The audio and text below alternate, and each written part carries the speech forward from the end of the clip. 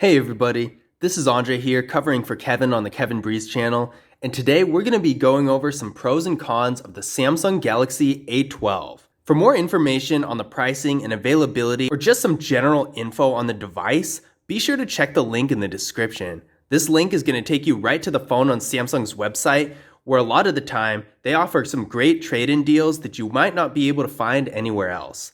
That being said, let's get started.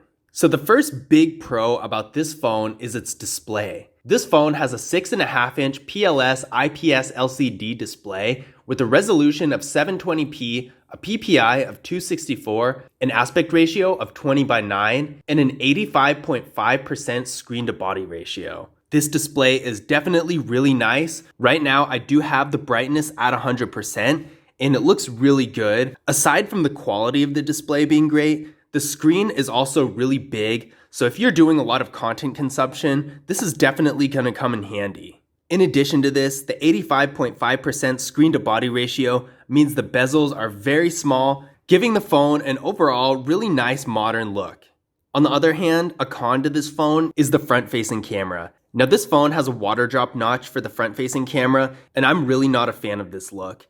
With this style, it really comes out of the bezel, and it doesn't really look very appealing at all. It makes the phone look a little bit older, and it's really not necessary. Considering that manufacturers have been moving more towards hole punch front-facing cameras, it doesn't make a whole lot of sense why this phone still has a notch, especially considering its other features that make it look more modern. If the phone had a hole punch instead of a notch for the front-facing camera, then the bezel would be a little bit smaller, making a lot more room for the screen. I think overall the hole punch look for front-facing cameras gives the phone a much more modern and appealing look. One big pro for this phone is the fingerprint scanner. These days, normally fingerprint scanners are either on the back of the phone somewhere over here, or on the screen on the display. In cases of phones like the iPhone, they don't even have fingerprint scanners at all, and you have to rely on either the passcode or the Face ID, which is definitely not ideal. Instead of any of those options, the fingerprint scanner is actually on the power button itself.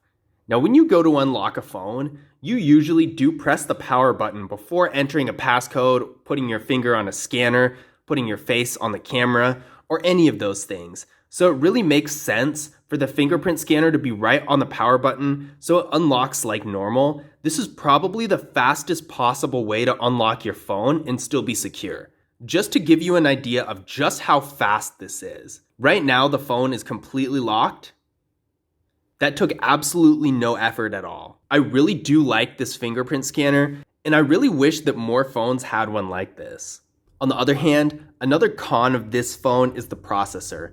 Now this phone has 4GB of RAM with the MediaTek Helio P35 processor. Now this processor isn't really bad, but at the same time, it's not very impressive either. I ran a Geekbench 5 benchmark test on this phone a while ago, and it has a single core score of 169 and a multi-core score of 965. Now if you're just using a phone for basic activities like sending text messages, making calls, maybe a little bit of content consumption, this isn't really going to be that big a deal. But if you're trying to do anything else that really requires any processing power other than the basic normal things, then this phone is most likely going to have a little bit of trouble. And really, with how new it is and all the other features it does have, along with how good the display is, I would have liked to see a better processor that has more impressive numbers. Another pro for this phone is its battery. This phone has a 5000 mAh battery that supports 15-watt fast charging. Now this is a very impressive battery. You're really not going to get that much more than 5000 mAh when it comes to a battery right now. So this phone definitely does have a very powerful battery that's going to last you a long time. And with that fast charging, it's going to be even better. Now another con for this phone is the materials. Now that being said, the materials aren't really that bad, but in comparison to a lot of other phones out there, it really could be better. The phone is made all around pretty much of plastic, and while it does feel decently durable and sturdy, it really doesn't feel very high-end. When you're holding this, you can tell that it's really nothing special. It's not a very high-end phone, and in some cases, it does feel a little bit cheap. Now the cameras of this phone are definitely a big pro. The phone has a quad camera setup with a 48 megapixel rear camera, a 5 megapixel ultra-wide camera, a 2 megapixel depth sensing camera, and a 2 megapixel macro camera. Now this is definitely impressive for a phone at this level, and it really does have some great features that a lot of other phones don't.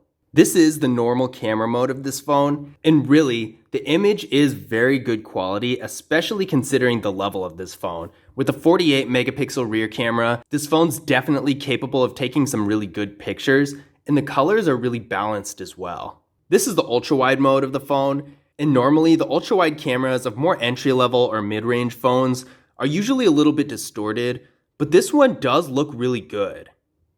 Now this is the portrait mode of the camera, and it's really good. That 2 megapixel depth sensing camera really does make a difference. It's definitely able to blur out the background and focus on the subject effectively, and if you want to control the blur of the background, you can do that as well. Overall, I think this camera is really impressive, and another really nice thing about this phone is that it's actually able to shoot video in 1080p, which in comparison to a high-level flagship phone is definitely not really anything special.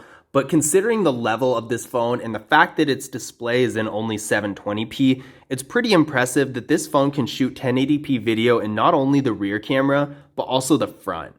Now another con for this phone is that it has no water or dust resistance, which if you're in an environment where you are exposed to lots of dust, or if it rains a lot or something like that, then this might be a bit of a drawback for you. Of course, there are cases that can fix this, but if you're coming from a phone that does have water or dust resistance and considering upgrading, then this definitely is a con to think about. These days, more and more manufacturers are getting rid of the headphone jacks for their phones, and luckily, this phone still does have the 3.5mm headphone jack, and that is really nice to see. Of course, even though Bluetooth headphones, speakers, and other types of things are really popular, it's nice to have the option to be able to use an old-fashioned pair of 3.5mm headphones if you want to. Now the final con for this phone is that it has no wireless charging.